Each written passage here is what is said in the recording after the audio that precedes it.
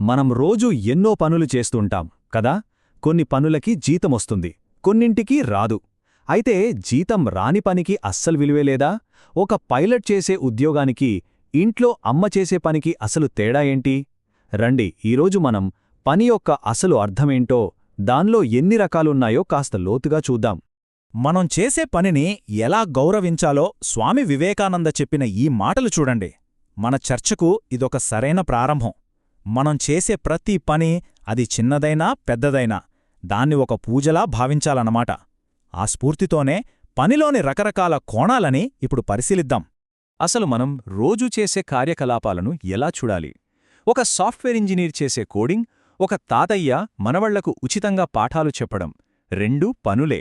కాని వాటి వెనుకున్న ఉద్దేశాలు, వాటి వల్ల వచ్చే ఫలితాలు చాలా వేరుగా ఉంటాయి. ఈ తేడాలని సరిగ్గా ఎలా అర్థం చేసుకోవాలి? ఈ పెద్ద పెద్ద ప్రశ్నలకి సమాధానం కోసం మనం ఓ చిన్న కథలోకి వెళ్దాం. ఇద్దరు పిల్లల ప్రపంచంలోకి.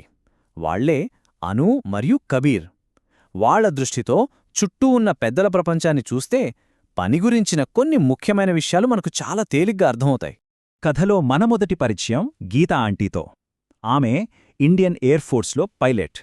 ఆమె యూనిఫామ్, ఆమె ఉద్యోగం ఆ ఊరికే ఒక గర్వకారణం. ఈ పనికి ఆమెకు జీతమొస్తుంది, ఇది ఆమె వృత్తి. ఇక కబీర్ వాళ్ల తాతయ్యగారిని చూడండి. ఒకప్పుడు సరిహద్దు భద్రతా దళంలో దేశసేవ చేశారు. ఇప్పుడు రిటైర్ అయ్యాక కూడా తన సేవ ఆపలేదు. తన చుట్టుపక్కల పిల్లలకు ఉచితంగా పాఠాలు చెబుతున్నారు. ఇది కూడా పనే కదా, కాని దీని వెనుక డబ్బు లేదు, కేవలం సేవాభావం మాత్రమే ఉంది. అంతేకాదండోయ్, ఆయనకి తోటపని అంటే ప్రాణం. ఇంటి చుట్టూ ఉన్న చిన్న చిన్న పనులు కూడా ఎంతో ఇష్టంగా చేసుకుంటారు. ఇవన్నీ తన సంతోషం కోసం, తన కుటుంబం కోసం చేసే పనులు. సరే, మరోవైపు చూస్తే అను వాళ్లమ్మానాన్నలు. వాళ్ళు ఒక బట్టల దుకాణాన్ని నడుపుతున్నారు. కుటుంబ వ్యాపారం ద్వారా డబ్బు సంపాదిస్తున్నారు. ఇదే వాళ్ల జీవనాధారం. ఇక్కడే అసలు విషయం ఉంది. చాలా ఆసక్తికరంగా ఉంటుంది. అను వాళ్లమ్మగారు కేవలం వ్యాపారానికే పరిమితం కాలేదు. తన సమయాన్ని, తన నైపుణ్యాన్ని సమాజసేవ కూడా వాడుతున్నారు. ఆ ఊరే మహిళలకు ఉచితంగా ఎంబ్రాయిడరీ నేర్పిస్తున్నారు. అంటే చూడండి, ఒకే వ్యక్తి రెండు రకాల పనులలో ఎలా పాలుపంచుకుంటున్నారో. ఇప్పుడు మన కథలోకొస్తున్నాడు రోహన్, అను వాళ్ల అన్నయ్య. ఒక మోడర్న్ జాబ్ చేసే కుర్రాడు, సాఫ్ట్వేర్ ఇంజనీర్. తన తెలివితో కంప్యూటర్ అప్లికేషన్లు తయారు చేస్తూ మంచి జీతం సంపాదిస్తున్నాడు. కాని చూడండి, రోహన్ కూడా వాళ్లమ్మలాగే తనకున్న స్కిల్స్ని ఊరికే ఉంచలేదు. వీకెండ్స్లో పక్క ఊరి యువతకు ఫ్రీగా కంప్యూటర్ పాఠాలు చెప్తున్నాడు. ఇక్కడ సంపాదన, సేవ రెండూ బ్యాలెన్స్ చేస్తున్నాడు. సరే, ఇన్ని పాత్రలు, ఇన్ని రకాల పనులు చూశాం కదా. ఒక పైలట్, రిటైర్ అయిన సోల్జర్, వ్యాపారులు, ఇంజనీర్లు, స్వచ్ఛంద సేవకులు, వీటన్నింటి వెనుక ఏదైనా కామన్ పాయింట్ ఉందా? వీటన్నింటినీ ఒకే గొడుగు కిందకి ఎలా తీసుకురావాలి? వీటిని ఎలా వర్గీకరించాలి? ఆశ్చర్యంగా, మనం ఇప్పటివరకు చూసిన ఈ పనులన్నింటినీ కేవలం రెండు గ్రూపులుగా విడగొట్టొచ్చు. ఆ రెండిటి మధ్య ఉన్న తేడా ఒక్కటే, డబ్బు. ఆ రెండు వర్గాలే ఆర్థికేతర కార్యకలాపాలు. సింపుల్గా చెప్పాలంటే, డబ్బు సంపాదించడం కోసం చేసే పనులన్నీ ఆర్థిక కార్యకలాపాలు. గీతా ఆంటీ పైలట్ ఉద్యోగం, అనువాళ్ల పేరెంట్స్ షాప్, ఇవన్నీ దేశ సంపదను కూడా పెంచుతాయి.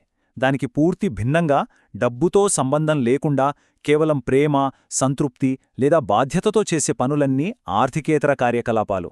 కబీర్ తాతయ్య పిల్లలకి చదువు చెప్పడం లాంటివి అన్నమాట. ఓకే, ఈ క్లాసిఫికేషన్ మనకర్థమైంది. మరి మనం చూసిన కథలోని పాత్రలు, వాళ్ల పనులు ఏ కేటగిరీలోకొస్తాయో చూద్దామా? అప్పుడు ఈ కాన్సెప్ట్ ఇంకా క్లియర్గా అర్థమవుతుంది. ఎప్పుడు చూడండి ఎంత క్లియర్గా ఉందో. గీతా ఆంటీ పైలట్ జాబ్, అను వాళ్ల parents shop, Rohan software job, ఇవన్నీ వాళ్ల జీవనాధారం కోసం చేసేవి. సో ఇవి ఆర్థిక కార్యకలాపాలు. అదే తాతగారు పిల్లలకి చదువు చెప్పడం, అమ్మగారు ఎంబ్రాయిడరీ నేర్పించడం, మళ్లీ రోహన్ కంప్యూటర్ క్లాసులు తీసుకోవడం, ఇవన్నీ సేవ, డబ్బు ఆశించనివి. కాబట్టి ఇవి ఆర్థికేతర కార్యకలాపాలు.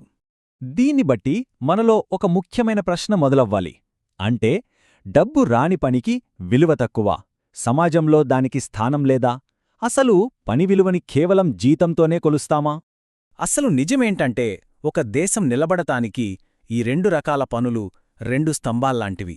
ఆర్థిక కార్యకలాపాలు దేశానికి డబ్బుని, అభివృద్ధిని ఇస్తాయి. కాని అంతే ముఖ్యమైన ఆర్థికేతర కార్యకలాపాలు ప్రేమ, సేవ, బాధ్యత లాంటి విలువలతో సమాజపు పునాదిని, ఆ దేశం యొక్క ఆత్మని నిర్మిస్తాయి. ముగించే ముందు ఒక చిన్న ఆలోచన. మన చుట్టూ, మన సమాజంలో జీతం లేకుండా ఎంతో విలువైన పనులు జరుగుతూంటాయి కదా. అలాంటప్పుడు మన దృష్టిలో అత్యంత విలువైన జీతం లేని పని ఏది? ఒక తల్లి తన బిడ్డను పెంచడమా? ఒక స్నేహితుడు కష్టకాలంలో ఆదుకోవడమా? దీని గురించి ఒక్క క్షణం ఆలోచిద్దాం. బహుశా అప్పుడే మనకు పని యొక్క నిజమైన విలువ డబ్బులో కాదు, అది సృష్టించే ప్రేమలో, ప్రభావంలో ఉందని అర్థమవుతుంది.